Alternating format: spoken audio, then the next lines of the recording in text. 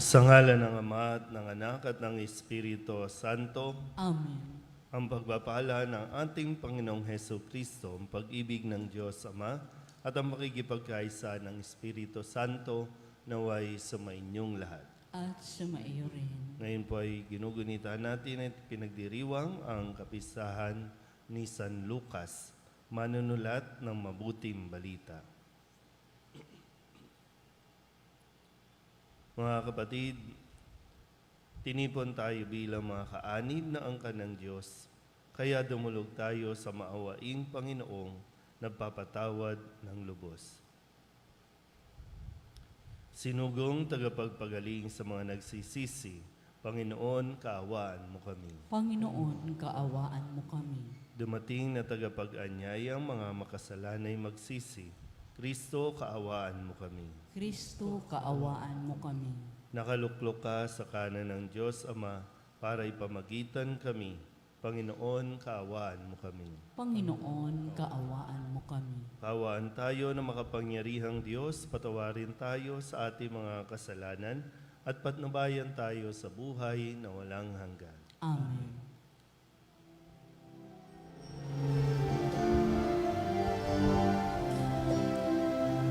Luwalhati sa Diyos sa kaigaasan, kaloob sa lupa ay kapayapaan.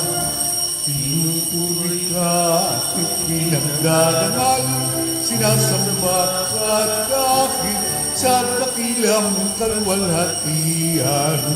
Panginoon naming Diyos sa ng langit, amang makapangyarihan, Panginoong Jesucristo, kung anak ng Diyos, kordero ng Ama, ikaw nag-alay sa mga kasalanan ng sanlibutan. Tanggapin mo ang aming kahilingan, ikaw na naluluklok sa kanan ng Ama, maawa ka sa amin. Ikaw lamang ang banal, Panginoon Jesucristo, kasama ng Espiritu, sa walhati ng Ama. Amen, Amen, Amen, Amen.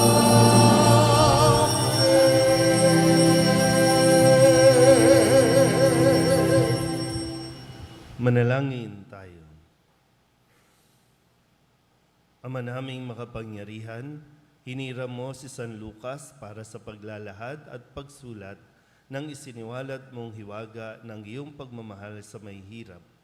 Ipagkaloob mong ang mga dinakila mo sa pagtataglay ng iyong ngalan ay manatiling nagkakaisa ng damdamit isipan, at lahat ng mga bansa ay maging mapalad na makita ang iyong pagliligtas sa pamamagitan ni Jesucristo, kasama ng Espiritu Santo, magpasawalang hanggan. Amen. Magsiupo na po ang lahat.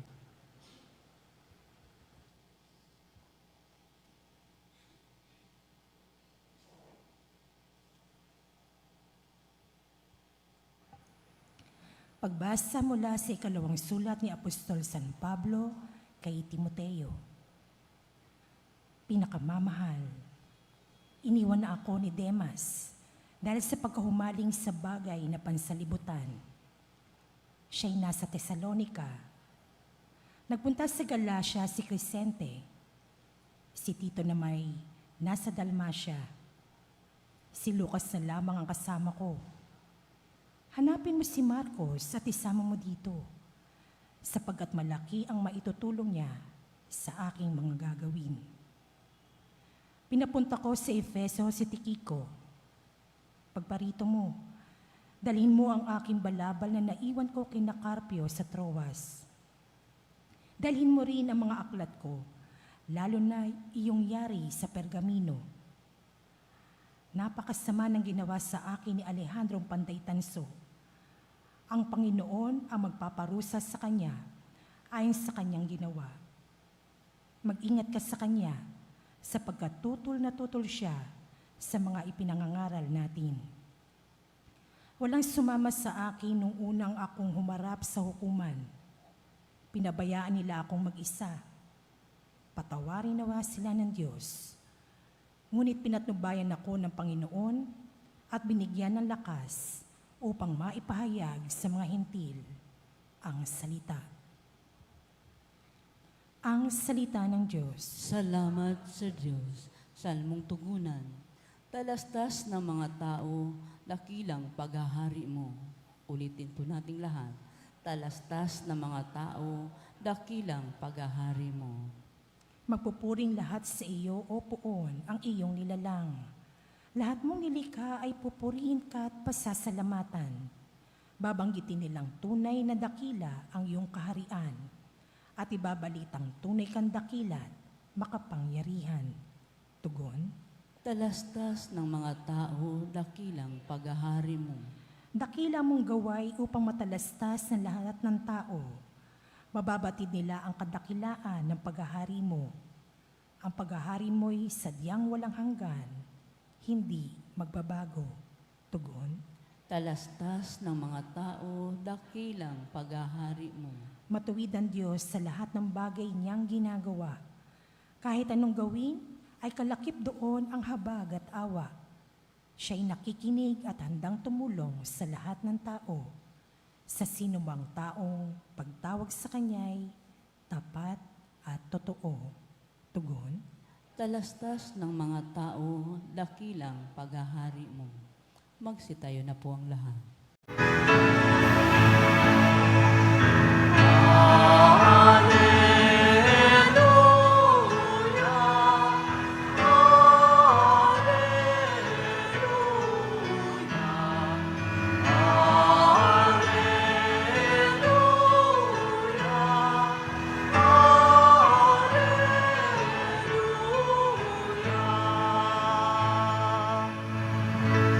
Sa daigdig ay laganap,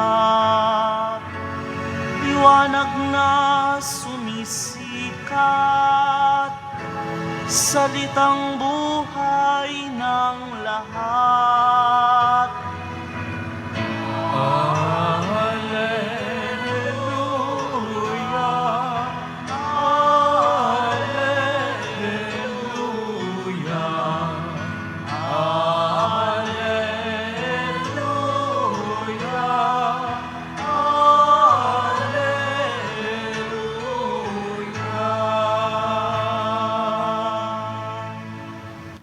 Sumainyo ang Panginoon. At sumaiyo rin. Ang mabuting balita ng Panginoon ayon kay San Lucas. Papuri sa iyo, Panginoon.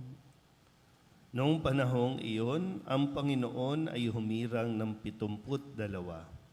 Pinauna niya sila ng dala-dalawa sa bawat bayan at pook na patutunguhan niya. Sinabi niya sa kanila, sagana ang aanihin, ngunit kakaunti ang mga manggagawa. Idalangin ninyo sa may-ari na magpadala siya ng mga manggagawa sa kanyang bukirin. Umayo kayo, sinusugo ko kayong parang mga kordero sa gitna ng mga asong gubat. Huwag kayong magdala ng lukbutan, supot o panyapak. Huwag na kayong titigil sa daan upang makipagbatian kanino man. Pagpasok ninyo sa alinmang bahay, sabihin muna ninyo, maghari nawa ang kapayapaan sa bahay na ito. Kung maibigin sa kapayapaan ng nakatira roon, sasa kanila ang kapayapaan. Ngunit kung hindi, hindi sila magkakamit nito. Manatili kayo sa bahay na inyong tinutuluyan. Kanin ninyo at inumin ang anumang idulot sa inyo. Sapagkat ang manggagawa ay may karapatang tumanggap ng kanyang upa. Huwag kayong magpapalipat-lipat ng bahay. Kapag tinanggap kayo sa alinmang bayan, kanin ninyo ang anumang ihain sa inyo. Pagalingin ninyo ang mga may sakit doon at sabihin sa bayan, nalalapit na ang paghahari ng Diyos sa inyo. Ang mabuting balita ng Panginoon. Pinupuri ka namin, Panginoong Heso Kristo. Isang magandang umaga po sa inyong lahat ng ika-28 linggo sa karaniwang panahon at atin pong ipinagdiriwang ang kapistahan ni San Lucas, manunulat ng Mabuting Balita. Isa sa 4 na mabuting balita na atin pong naririnig araw-araw, lalong-lalo na kapag linggo. Bagamat si San Lucas ay hindi kabilang sa original na 12 apostles o yung mga naunang tinawag ni Jesus para isugo dito sa 72 na hinirang niya upang manguna sa bawat bayan na kanya pong pupuntahan. 72. Kumbaga, bukod pa ito dun sa 12, bago pa niya isugo ang Espiritu Santo doon sa mga alagad nung panahon na sila ay nagkakatipon-tipon, mayroon na mga nauna pang ipinadala si Jesus para ipahayag ang paghahari ng Diyos. Si San Lucas, narinig natin ang kanyang pangalan dito sa sulat, sa ikalawang sulat ni Apostol San Pablo kay Timoteo, na nung kasalukuyan ay siya ay nasa bilangguan at si Lucas ay naroroon, kapiling niya. At sabi nga po dito, siya na lamang ang kasama niya dahil yung ibang mga naging, sabihin nating, alagad din ni ni San Pablo ay nag-alisan na. Mayroong mga tumiwalag at mas piniling mabuhay ayon sa makamundong pamamaraan. Pero dito si San Lucas ay nanatili kay Pablo. At si San Lucas ay tinuturing din na isang doktor at pintor. Kaya po siguro, dahil si San Pablo ay kailangan din talaga ng makakasama kung kaya't nanatili si San Lucas. At lahat ng mga natutunan ni San Lucas ay kanyang ipinahayag dito po sa kanyang mga pagsusulat ng mabuting balita. Kung kaya't ito po ang ating naririnig na pahayag base sa kanyang karanasan at siyempre inspirasyon ng banal na Espiritu Santo. Maganda po na atin din mapagnilayan dahil sabi nga ni Jesus, marami ang aanihin, ngunit kakaunti ang manggagawa. At patuloy tayo, ang paanyaya, patuloy tayong magdasal sa may-ari ng ubasan na magpadala ng marami pang manggagawa. Sino ba ang gustong mag-apply? Sino ba ang gustong mag-volunteer? Lalo na sa panahon natin ngayon, kailangan natin ng mga taong magsasabi ng katotohanan, magpapahayag ng katotohanan. Marami kailangan, lahat tayo dito mayroong social media. Nung panahon yon, wala pa. Lahat isusulat. O ano man ang sabihin, pwedeng isusulat ng 10 beses, ng 20 beses, dahil wala pa namang Xerox copy, wala pang Xerox machine.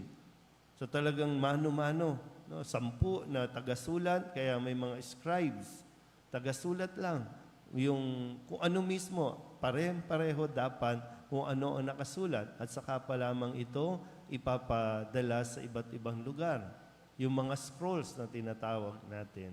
Ngayon, napakadali nang ihatid ang balita sa social media lang. Kahit nga ngayon sa ating misa, hindi lang tayo ang nagsisimba. Mayroon tayong mula sa iba't ibang lugar, sa iba't ibang bansa.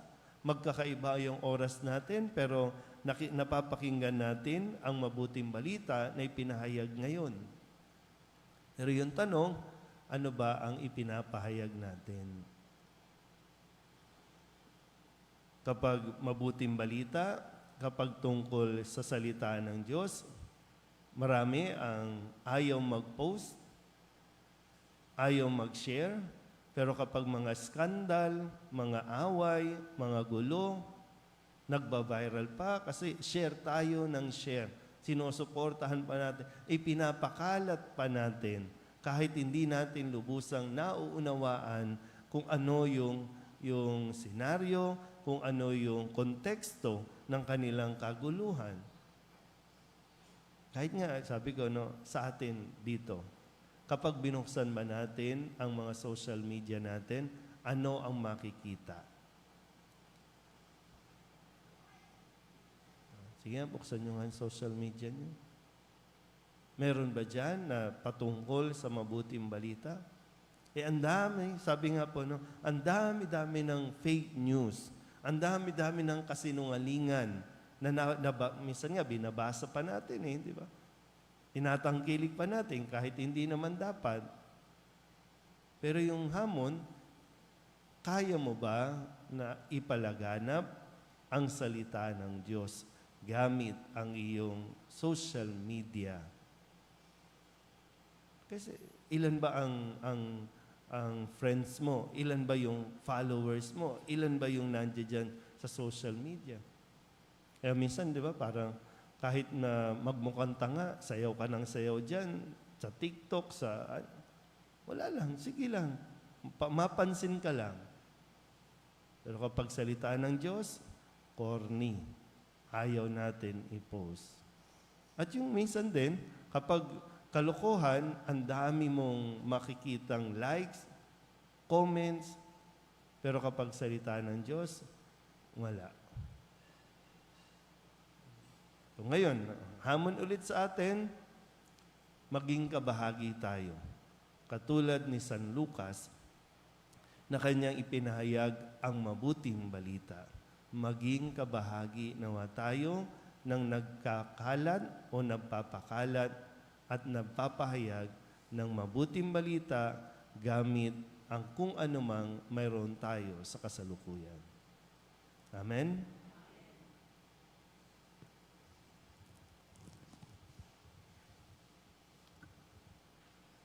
Tapat na kaibigan at kasama ni San Pablo, binigyan tayo ni San Lucas ng isang ebanghelyong mayaman sa mga salaysay.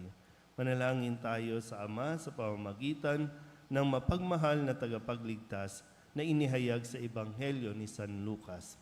Ang ating pong itutugon, Panginoon, dinggin mo ang aming panalangin. Panginoon, dinggin mo ang aming panalangin.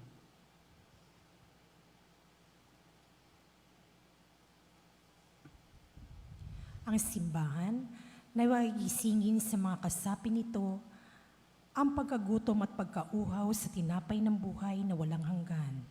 Manalangin tayo sa Panginoon. Panginoon, dinggin mo ang aming panalangin. Ang mga propesyon ng panggagamot at ang mga tumutulong sa kanila naway gabayan ng Espiritu. Manalangin tayo sa Panginoon. Panginoon, dinggin mo ang aming panalangin. Tayo naway masiglang makilahok sa gawaing pangmisyon ng simbahan. Manalangin tayo sa Panginoon. Panginoon, dinggin mo ang aming panalangin. Ang mga may sakit at may kapansanan naway makatanggap ng pagtataguyod at aliw mula sa kanilang pamilya at mga kaibigan. Manalangin tayo sa Panginoon. Panginoon, dinggin mo ang aming panalangin. Ang mga yumao naway makabahagi sa kagalakan ng mga anghel sa kalangitan. Manalangin tayo sa Panginoon. Panginoon, dinggin mo ang aming panalangin. Idulog din natin sa Panginoon ang ating mga personal na kahilingan at mga panalangin para sa ating mga pamilya, kasama din ang mga kahilingan ng mga nanonood sa online. Lahat ng mga misang pasasalamat, special na intensyon, agarang paggaling ng mga may sakit, at ang lahat ng mga kaluluwa na inihiling na ipagdasal sa misang ito.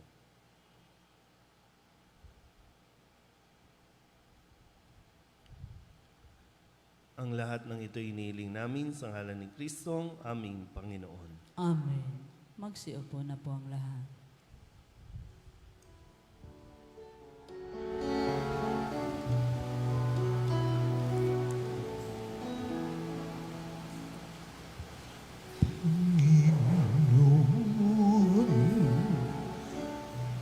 Aming alay, itong alak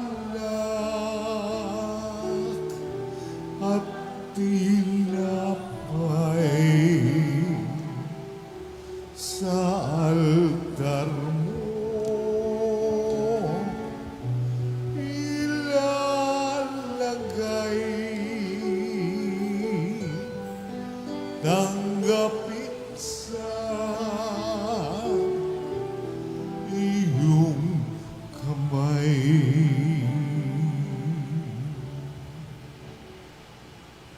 Magsitayo na po ang lahat. Manalangin kayo mga kapatid upang paghain natin ang kalugdan ng Diyos sa mga makapangyarihan. Tanggapin nawa ng Panginoon itong paghahain sa iyong mga kamay, sa kapurihan niya at karangalan sa ating kapakinabangan at sa buong sambayanan niyang banal. Ama naming lumikas, ang mga kaloob na buhat sa iyo, pagbigyan mo kami kusang makapaghain upang ang mga alay na inihahandog namin ngayong kapistahan ni San Lucas ay magdulot sa amin ng kagalingan at kadakilaan sa pamamagitan ni Jesucristo kasama ng Espiritu Santo magpasawalang hanggan. Amen. Sumainyo ang Panginoon. At sumaiyo rin. Itaas sa Diyos ang inyong puso at diwa. Itinaas na namin sa Panginoon. Pasalamatan natin ang Panginoong ating Diyos. Marapat na siya ay pasalamatan. Ama naming makapangyarihan, tunay ngang marapat na ikaw ay aming pasalamatan sa pamamagitan ni Jesucristo na aming Panginoon. Itinatag niya ang iyong sambayanan at ang mga apostol ay salig at katuwang sa pagpapanatili ng iyong pagmamahal na di magwawakas kahit kailan. Kaming sambayanan mo dito sa daigdig ay katibayan ng pamumuhay sa langit. Kaming narito ang tagapagpahiwatig sa pagkakaisa ng tanan sa iyong pag-ibig. Kaya kaisa ng mga anghel na nagsisiawin ng papuri sa iyo, nang walang humpay sa kalangitan, kami nagbubunyi sa iyong kadakilaan.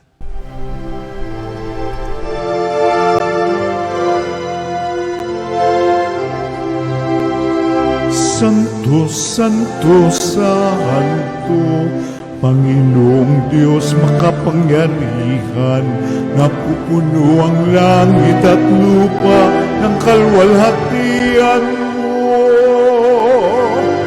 Hosana sa kaitaasan, pinagpalang na paririto sa ngalan ng Panginoon. Hosana sa kaitaasan.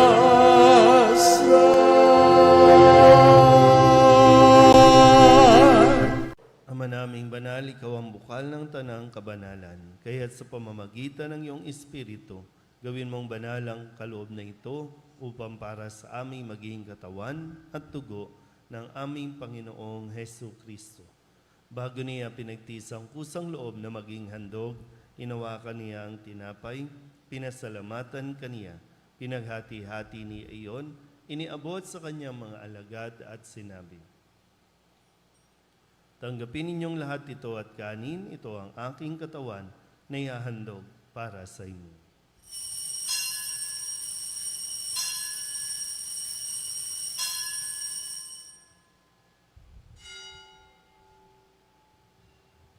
Gayun din naman nung matapos ang hapunan, hinawakan niya ang kalis. Muli kaniyang pinasalamatan. Inabot niya ang kalis sa kanyang mga alagad at sinabi, "Tanggapin ninyong lahat ito at inumin. Ito ang kalis ng aking dugo ng bago at walang hanggang tipan. Ang aking dugo na ibubuhos para sa inyo at para sa lahat sa ikapagpapatawad ng mga kasalanan. Gawin ninyo ito sa pag-alaala sa akin."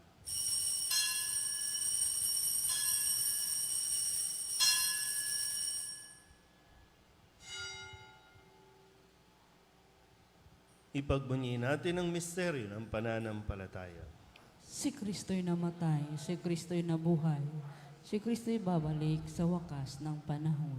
Ama, ginagawa namin ngayon ang pag-alaala sa pagkamatay at muling pagkabuhay ng iyong anak. Kaya tiniaalay namin sa iyo ang tinapay na nagbibigay buhay at ang kalis na nagkakaloob ng kaligtasan. Kami nagpapasalamat dahil kami iyong minarapan na tumayo sa harap mo para maglingkod sa iyo. Isinasamo namin kami magsasalo-salo sa katawan at dugo ni Kristo ay mabuklod sa pagkakaisa sa pamamagitan ng Espiritu Santo. Ama, lingapin mo ang iyong simbahang laganap sa buong daigdig. Huspusin mo kami sa pag-ibig kay San Leon na aming Papa at ni Jose na aming Obispo at ng Tanang Kaparian.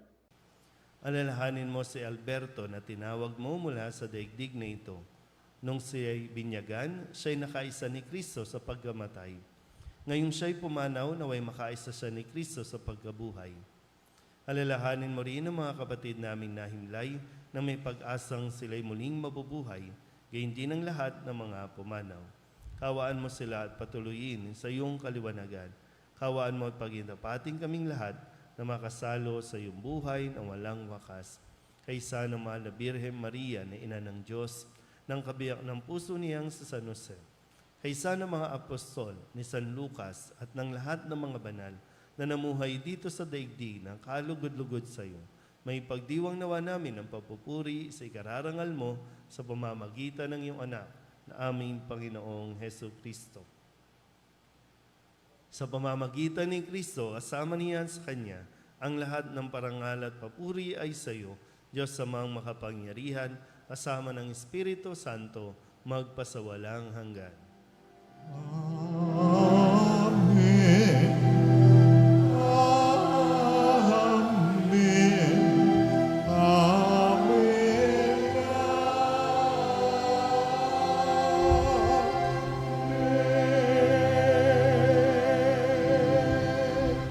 Sa tagubilin ng manakagagaling na utos at sa turo ni Jesus sa Panginoon natin at Diyos, ipahayag natin ng lakas loob.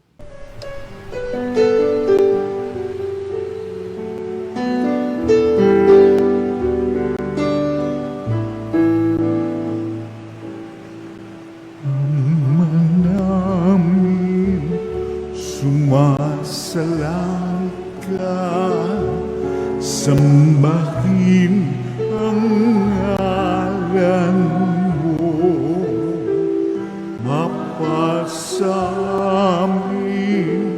ang kaharian mo, sundin ang loob mo dito sa lupa para nang sa langit. Bigyan mo po kami ngayon ng aming kakanin sa araw-araw at patawarin mo kami sa aming mga sala para ng pagpapatawan namin sa nagkakasala sa amin. At huwag mo kaming ipagdulot sa tukso, at yadya mo kami sa lahat ng masama. Hinihiling namin kami iadya sa lahat ng masama, pagkalooban ng kapayapaan araw-araw, iligtas sa kasalanan at ilayo sa lahat ng kapahamakan. Samantalang aming pinananabikan ang dakilang araw ng pagpapahayag ng tagapagligtas naming sa Heso Kristo. Sapagkat iyo ang kaharian at ang kapangyarihan at ang kapurihan magpakailanman. Amen. Panginoong Heso Kristo, sinabi mo sa iyong mga apostol, kapayapaan ang iniiwan ko sa inyo, aking kapayapaan ang binibigay ko sa inyo. Tunghayan mo ang aming pananampalataya at huwag ang aming mga pagkakasala. Pagkalooban mo kami ng kapayapaan at pagkakaisa ayon sa iyong kalooban, kasama ng Espiritu Santo, magpasawalang hanggan. Amen. Ang kapayapaan ng Panginoon ay laging sumainyo. At sumaiyo rin. Magbigayan po tayo ng kapayapaan sa isa't isa.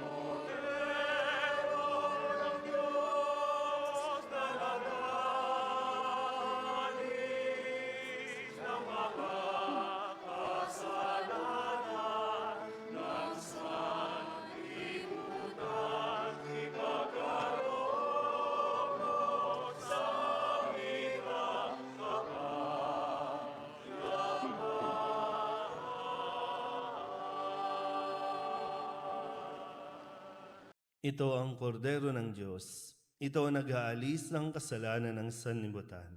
Mapalad ang mga inanyayahan sa kanyang piging. Panginoon, hindi ako karapat-dapat na magpatuloy sa iyo. Ngunit sa isang salita mo lamang ay gagaling na ako.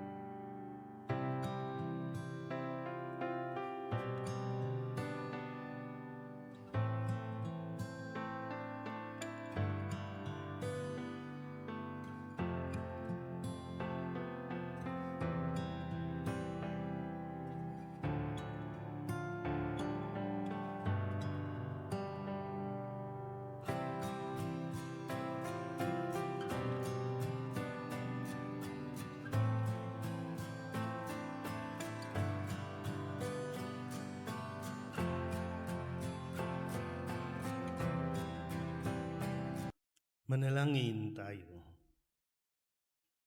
Ama naming lumikha, sa mga kaloob na buhat sa iyo, pagbigyan mong kami kusang makapaghain upang ang mga alay na inihahandog namin ngayong kapisahan ni San Lucas ay magdulot sa amin ng kagalingan at kadakilaan sa pamamagitan ni Jesucristo kasama ng Espiritu Santo magpasawalang hanggan. Amen. Sumainyo ang Panginoon. At sumaiyo rin. At pagpalain kayo ng makapangyarihang Diyos, Ama at Anak at Espiritu Santo. Amen. Tapos sa banal na misa, humayo tayo sa kapayapaan ni Kristo. Salamat sa Diyos. Magandang umaga po. Magandang umaga rin po.